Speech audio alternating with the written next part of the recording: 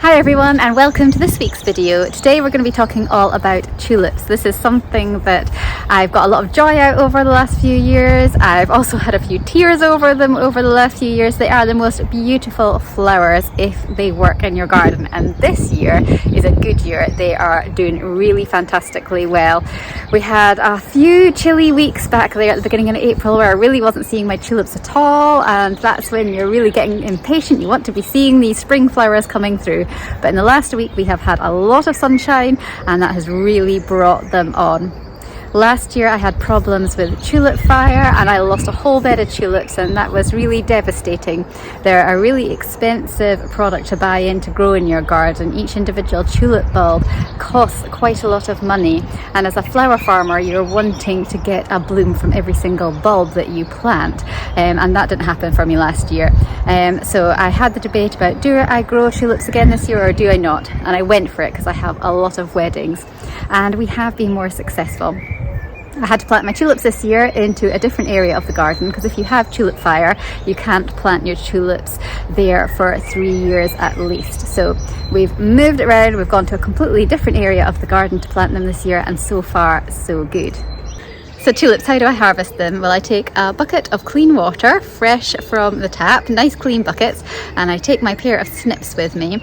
And when I cut the tulips, they go straight into water. So that means they're hydrating as soon as they're cut, and then they go into my old stone garage, which is really nice and cold in there. And it's an ideal environment for them conditioning for a good few hours before you want to arrange with them. We're going to go down just now, we're going to have a look in the flower patch. I've got fleece tunnels up that you can see in the background. They're not over the tulips just now, but they have been at night, because although it's glorious in the daytime and the temperatures are getting into double figures, overnight it's been really chilly and it did a light frost last night, so we do need the covers over them just to protect those beautiful buds. So here we are down in the tulip patch, and you can see that there's lots of lovely buds coming on these tulips here.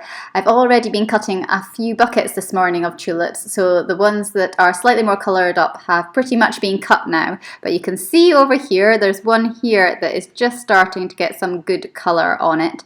And that is a really ideal stage to be harvesting your tulips at, because it will give you the longest vase life.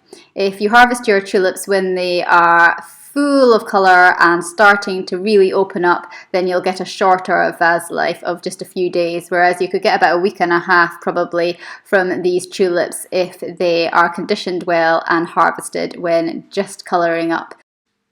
On the other hand, if you harvest their tulips when they are in tight green buds, like you can see there's quite a few here that are in tight green buds, then they may not open at all. They're just not mature enough. So you do need to wait until you can see that colour forming on them. When I pull my tulips in the bed, I pull the whole tulip out. So that's bulb, stem and flower. And the reason that I do this is that I can get the longest stem length for my tulips. So we're going to go ahead and pull this one here just now. And I just grab it right down at the base, because if I pulled it further up then I would probably snap the stem. And I just pull gently. And as you can see here, that's it coming up with the bulb attached as well. And you can see that lovely long stem length that you've got there from pulling the whole thing out. And I'll just snip that bulb off and put it straight into water.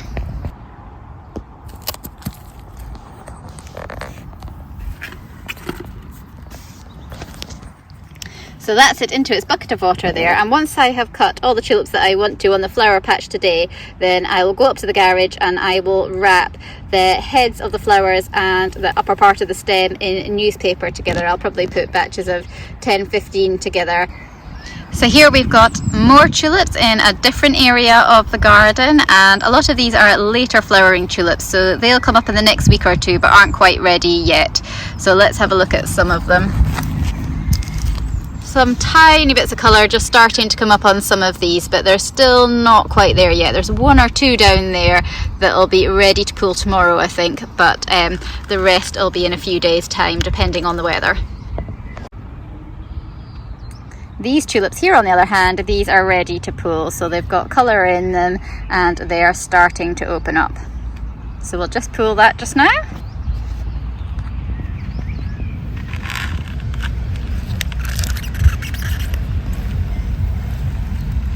if you've got soil that is quite compacted, you might need to use a small trowel to just dig gently beneath your bulb to ease it out of the soil. But mine is quite crumbly in texture just now, and it is not that compacted, so it's quite easy to lift the tulip bulbs out.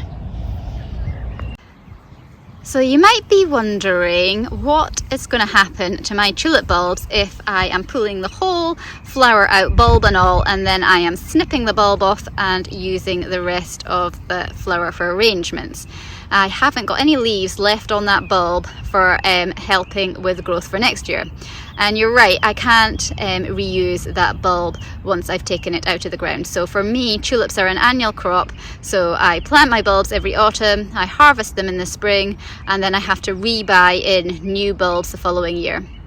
And the reason that I do that is because I want the longest stem length that I possibly can for florists and for wedding flowers and for using in bouquet arrangements.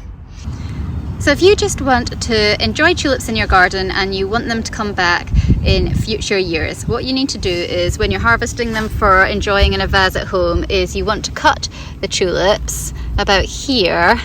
So you won't get as long a stem length, but you need to leave at least 2 sets of leaves like these on your plant so that the light can be absorbed through the leaves and stored as energy in the bulb for next year's flowers. So that's really important. You must leave some leaves on the plant and let them die back naturally after the tulips have finished flowering or you've harvested them for enjoying in your home. If you're a flower farmer like me, you'll pull the whole lot up and then we'll reorder bulbs for next autumn instead. So that's me harvested a few tulips out of the flower patch. They're absolutely gorgeous. What I'm going to do with these now is I'm going to wrap them in paper around the flower heads and the upper half of the stem, and I'll wrap them together in bunches of 10 and they'll sit in the buckets of cold water, and that just helps to straighten the stems, because tulips, they keep on elongating and growing and stretching towards the light once you've cut them. So to get nice straight stems, you need to wrap them in some paper while they condition.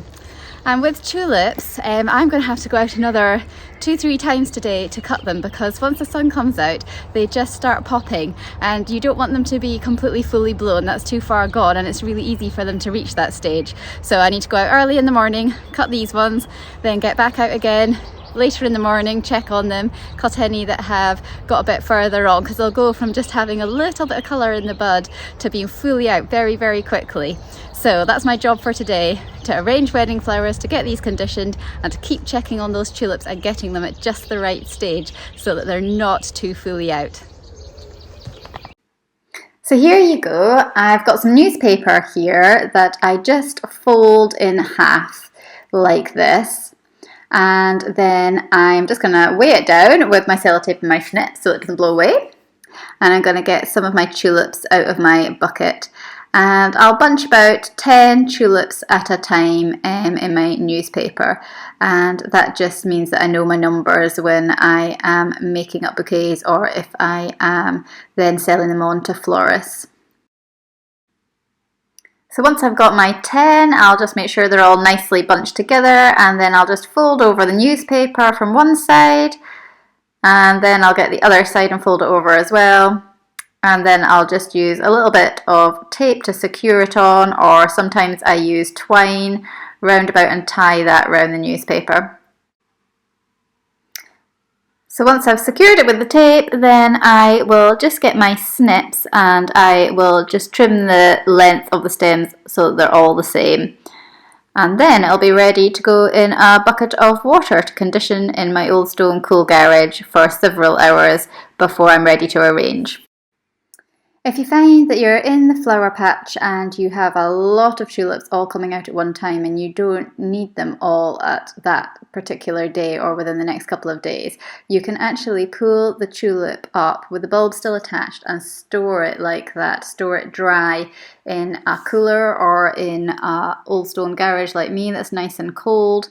And then when you want to use the tulips in a few days' time, you can then snip the bulb off and you can put your bundle of stems into a bucket of water and leave them to hydrate for several hours, and you'll find that they might look quite floppy when they first go into the water, but they become very sturdy very quickly once they have rehydrated, and then they're perfectly fine to then use in your arrangements.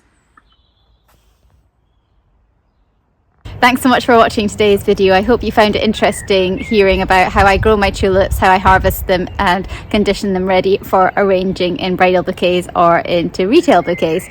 And in a couple of weeks' time, what I'm going to do is I'm going to do another video about my favourite tulips that I have grown this year in 2022. Ones that I'm going to reorder next year because they've been so successful, and maybe that might give you a few ideas for what you'd like to grow as well.